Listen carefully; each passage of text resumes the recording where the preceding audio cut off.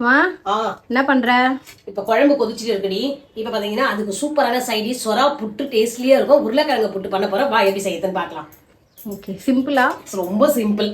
உருளைக்கிழங்க வேக வச்சுட்டா இது வந்து வதக்கி தாளிச்சிடலாம். அதுக்கு வந்து பாத்திரம் வச்சிருக்கேன், எண்ணெய் ஊற்றிருக்கேன். எண்ணெய் சூடானதும் கடுகு போடணும். எண்ணெய் காஞ்சிச்சு, கடுகு போட்டுக்கலாம். கடுகு பொரிஞ்சதும் பார்த்தீங்கன்னா அதுக்கு தேவையான பொருள் வந்து பார்த்தீங்கன்னா கொஞ்சமாக இஞ்சி பொடியாக கட் பண்ணியிருக்கேன், பூண்டு பொடியாக கட் பண்ணியிருக்கேன், பச்சை மிளகா காரத்துக்கு அதுவும் பொடியாக கட் பண்ணியிருக்கேன், வெங்காயமும் பொடியாக கட் பண்ணியிருக்கேன். இதுதான் கருவேப்பிலை கொத்தமல்லி எடுத்து வச்சிருக்கேன். உருளைக்கிழங்கு ஆல்ரெடி வேக வச்சு எடுத்து வச்சிருக்கேன்.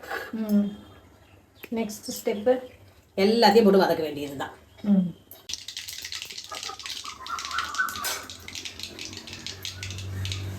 கடுகு பொரிஞ்சிச்சு. இந்த நேரத்தில் இஞ்சி பூண்டு ஃபஸ்ட்டு போட்டுக்கலாம். கூடவே பச்சை மிளகாயும் போட்டுக்கலாம். இப்போ இந்த நறுக்கி வச்ச வெங்காயம், சின்ன வெங்காயம் 2 வெங்காயம் கட் பண்ணி வச்சிருக்கேன், அதையே போடுது. கூடவே வந்து கருவேப்பிலை போட்டுக்க வாசனைக்கு. கொஞ்சம் வந்து இந்த கொத்தமல்லி காம்பு எடுத்து வச்சிருக்கேன், இந்த காம்பா பார்த்து அதுவும் போட்டுக்கலாம்.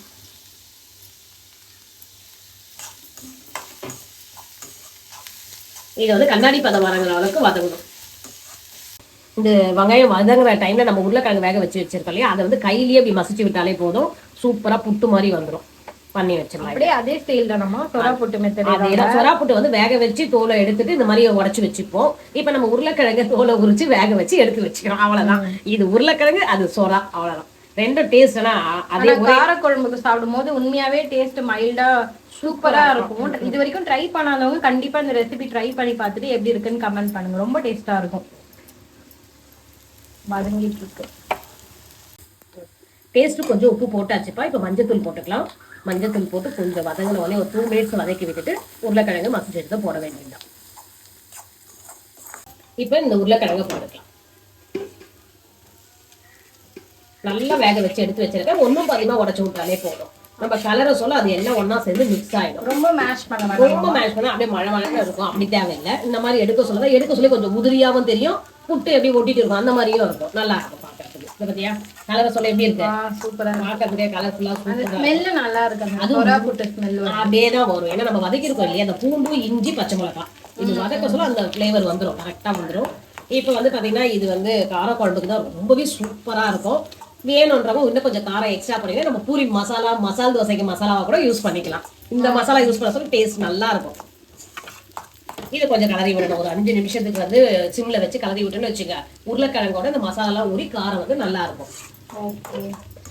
சூப்பரான உருளைக்கிழங்கு போட்டு ரெடியா ஆயிடுச்சுப்பா. பாத்தீங்களா, எண்ணெய் பிரிஞ்சு அப்படி பாருங்க ஒட்டாம ஒரு கடாயில, அதுதான் சூப்பரா இருக்கும். கொஞ்சம் கொஞ்சம் பாத்தீங்க கோல்டன் ப்ரௌன் ஆயிருக்கா. இப்படி எடுத்துட்டீங்கன்னா இதுதான் ஸ்டேஜ், முடியிற ஸ்டேஜ். முடிச்சாச்சு, ஆஃப் பண்ணியாச்சு. இங்க பாருங்க, சூப்பரா சொரா புட்டு மாதிரியே இருக்க உருளைக்கிழங்கு புட்டு ரெடியா ஆயிடுச்சு.